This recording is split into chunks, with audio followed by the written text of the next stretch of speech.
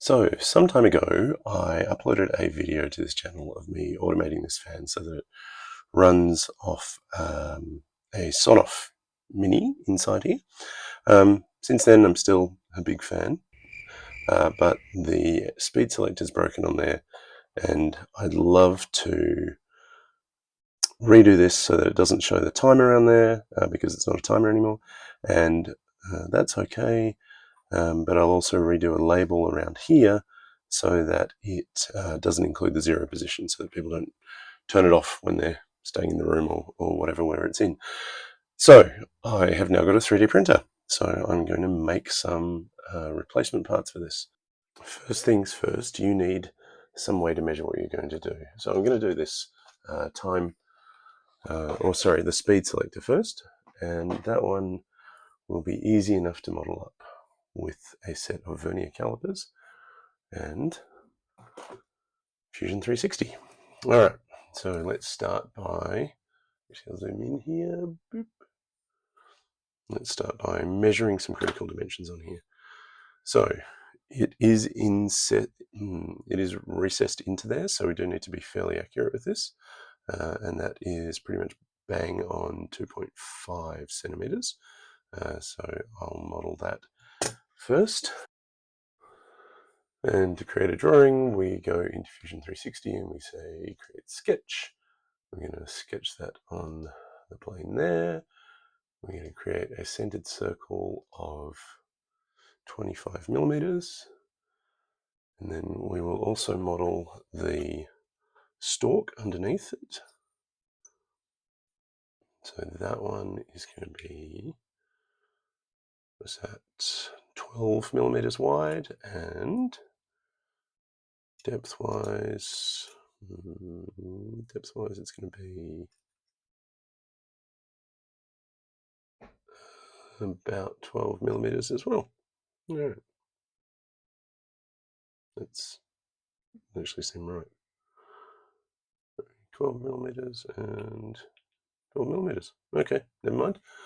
I've previously measured the thickness of this bottom bit here, but that is 3 millimeters from memory. Yep. And then we're going to have a stalk going up. It's going to be, let's call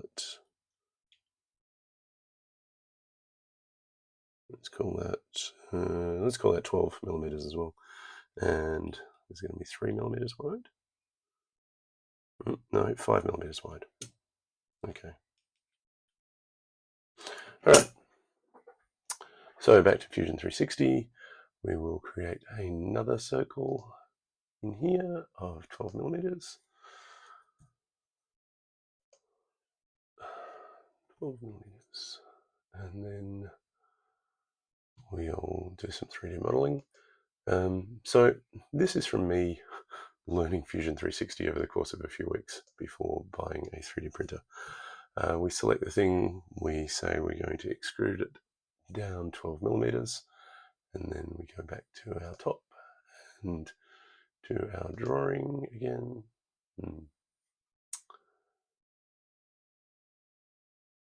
Create it on that plane, and create that 25 millimeter circle again. There's a thing I once saw on the internet that the easiest way to find out how to do something is to tell people how you're doing it, and they will tell you how you are wrong about it. So please forgive me if I am incorrect here. Okay, so we've done that. So that's the base of it. Then we'll go back to the top face. We will create a drawing on that top. Sketch. We will create a drawing on that top face, and we'll make that one a rectangle. And the width of that was 5 millimeters. So we will place that approximately there. And right, so that's 5 millimeters wide. We will move that so that it is centered.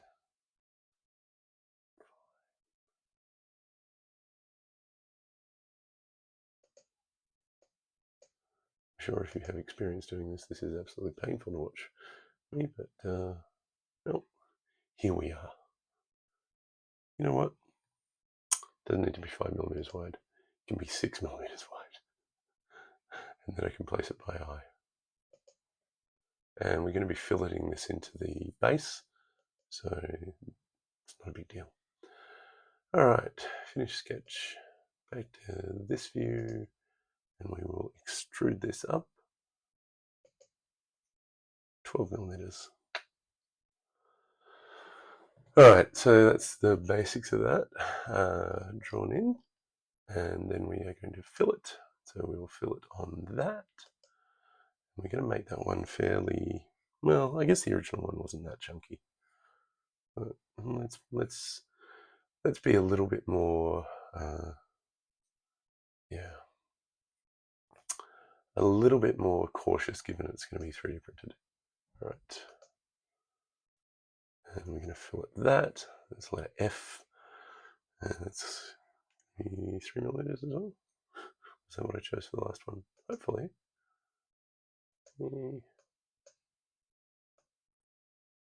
I don't think it was. All right, let's try that again. Fillet there, 2mm, and fillet there. Let's see what if I do 2mm, what happens there. Not really what I'm after that. We'll fillet that as well. Let's make that one 3mm, and fillet the other edge of that, also 3mm. And then I was going to fillet that as well. Do that 1mm, and turn around and do the other side. Okay, so that's good. So then we'll go down to the bottom here. I'm not going to hollow that out. I'm going to go for the beefier look because this isn't going to be injection molded. So this needs to be, actually just going to look at the fan for this bit. The bit inside the fan's broken off too. Oh, it's not great, but well, nothing a bit of glue won't fix. All right, so model it from here.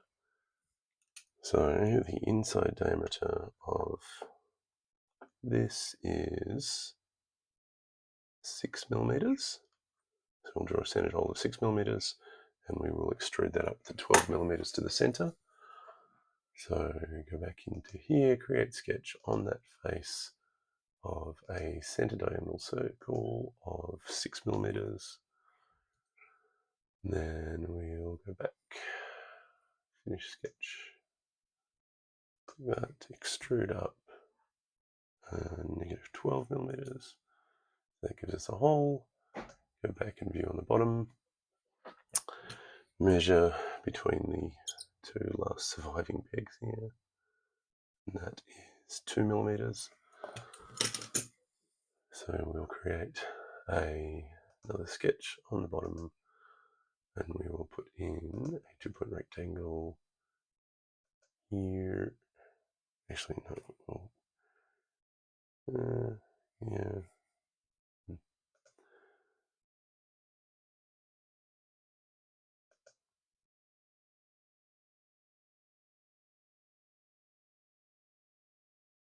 Let's call that one 14, and that one 2. Okay, and then there are options to like convolve that into a second one, but I haven't got time to look that up. So I'm going to place that as the second one. Yep. Okay, and we will finish our sketch. We will go back and select this, this, this, and this. Oops, not that. We will finish our sketch and go back and select this, this, this.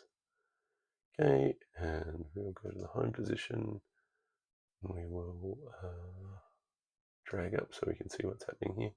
I guess we'll see it eventually. So we're going to extrude that up.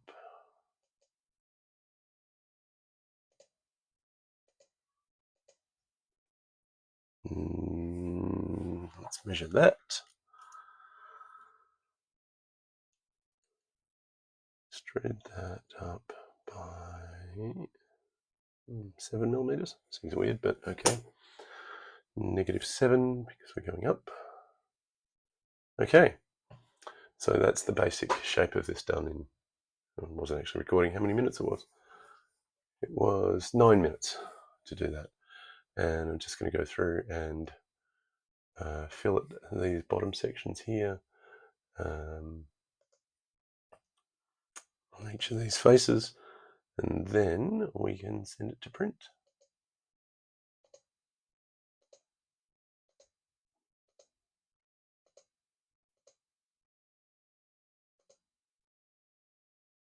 No, I don't need to do that.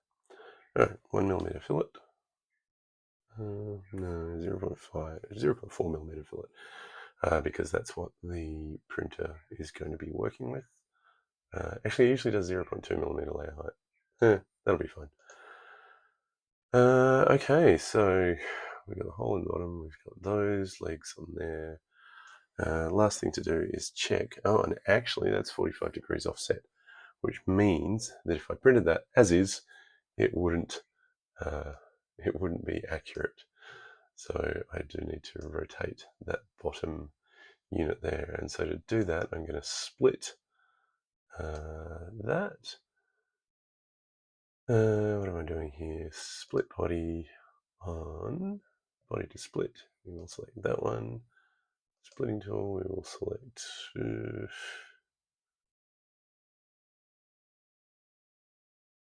can I do the bottom facing?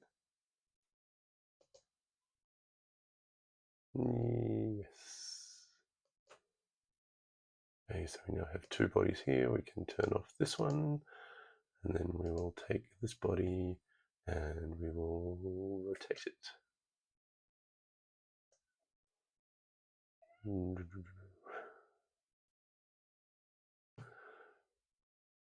We'll modify. There we go. Modify. Move, copy. Move bodies, rotate.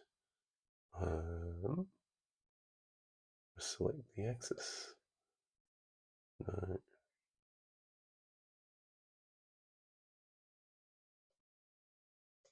Pick a rotation axis. Yeah, let's do that one.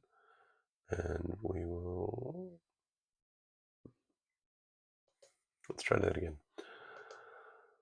Modify. Select that body.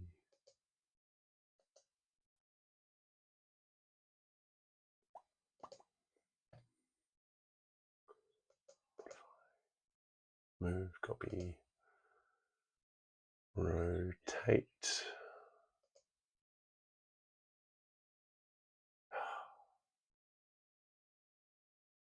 Rotational axis.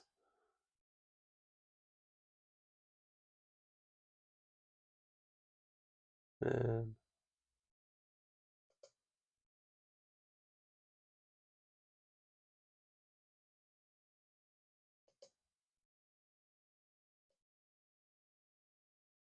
rotate it 45 degrees. And back to here. All right. Oh, and I'm just going to do a little bit more filleting. Instead of 1 millimeter, 0.2. Okay. So that's everything nicely filleted. And I think we're ready to go print. Okay, so now the next step is to send this to the Bambu printer to print it out. So to do that, we go to Utilities, Make, 3D Print. If you don't have a 3D printer, you can get a quote from 100,000 garages. But I do have a 3D printer, so I'm actually cancel. I'm going to join these bodies together. now that I've done the things that I need to. I just join them like this. Let's have a look. Modify, combine. Yeah, there we go. Cool. Yeah, okay, cool. All right, go back to utilities and make 3D print. And it will pop up into Bambu Slicer, which hopefully I'm recording correctly. This was the last thing I did. Don't need that anymore. Going to synchronize the filaments because I've just changed them to put some ABS GF in there because this is going to be exposed to light, and yeah, that's what I want out of life. Nice strong filament. And then we're going to have to put in some support, enable support. I personally love the tree ones, they look cute. Then we slice it. This is what it's going to look like sliced. And it's going to take 21 minutes to print, and yeah, 14 minutes of printing and 6 minutes of preparing. And it's going to use 2 grams of filament. Oh no, it's 3.6 grams of filament. So let's click print. I'll put in the time lapse of the print, and then we can try it out once it's done.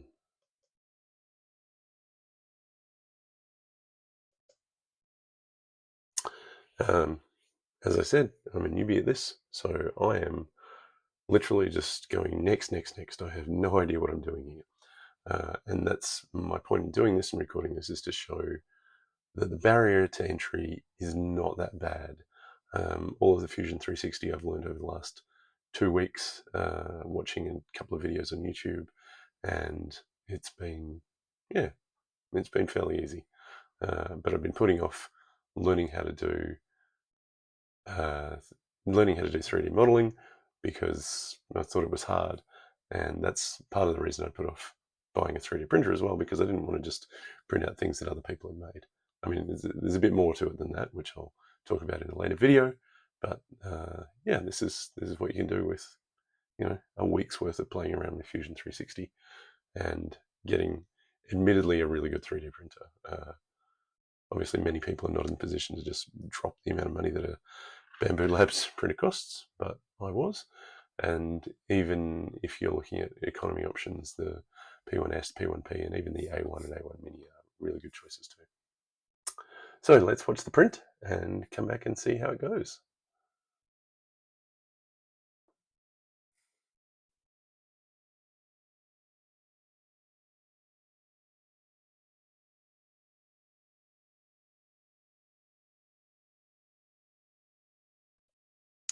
Okay, old and busted, meet the new hotness. So, came out looking exactly like I expected it would. As a reminder, this is literally the first print I've ever done in ABS. Okay, so that came off nicely. Then we've got some support trees to get rid of. Let's see how well they come off. This came away nicely as well. The one in the middle looks like it might be a little bit interesting to get out, but let's give it a try. This, yeah, easy peasy lemon squeezy. Tiny bit of cleanup on the bottom there because there's a fair bit of overhang, but yeah, I mean, let's compare the two of them. About the same size, except one of them is not broken and is substantially beefier than the other. So, one of the things about ABS-GF that I saw was that it basically eliminates layer lines, and going to be fair to it, it certainly seems to have done a very good job of that. Don't know how, but there you go. So let's try that as a functional print. In something that I'm sure had nothing to do with the incredibly cheap lavalier microphone I was using, there was no audio recorded for this one. So I am doing a voiceover now. As you can see, we have chucked out the old and crappy one and put in a brand new one. I've now taken the printout showing the numbers and checked that it's going to fit. I was a little bit worried that I hadn't really left any wiggle room on there, but it came pretty close and it was fine. So I'm going to use some permanent double-sided adhesive to stick this and the other layer on. I could use super glue, but I felt like this was probably fine for now. I got some gel super glue because this has got a textured build plate, which will mean there's some gaps behind there. You can see I'm not being particularly precious with how this all sticks together. But I'm happy with how it goes on. And also, I guess I think I would have liked it to have been a little bit more opaque, but you know, I'll remember that for next time I'm doing something like this. This is basically 2 layers of the white with 1 layer of black on top, also bonded into the top white layer. So at its thickest, it's 3 layers at 0.2 millimeters, so 0.6 millimeters tops. Probably wouldn't have been the end of the world to add another couple in there. Then this one is the one covering the timer. We want to keep the on and the off. I couldn't be bothered marking out the radian locations for everything on there, so I'm just going to do it by eye. Just cut it through with a pair of wire cutters lying around. So done that, and then we'll mark out where the off one's going to go. Yep. Measure twice, cut once, and then just hold it in place with your fingers while you're cutting it.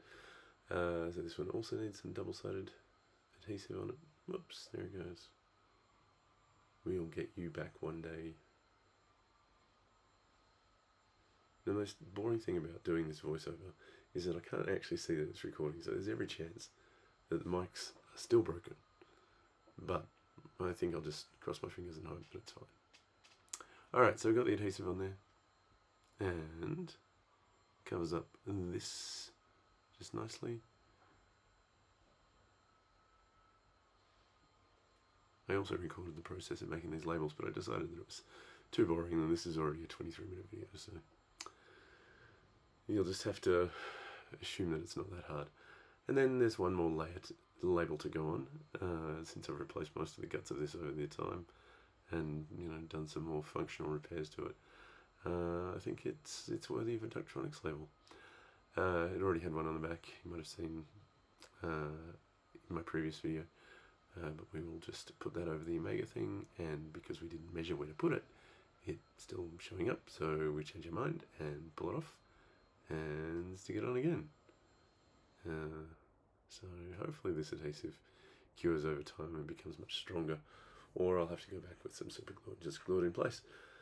So that's it. That is the fan all repaired. Thanks for watching, and see you in the next one.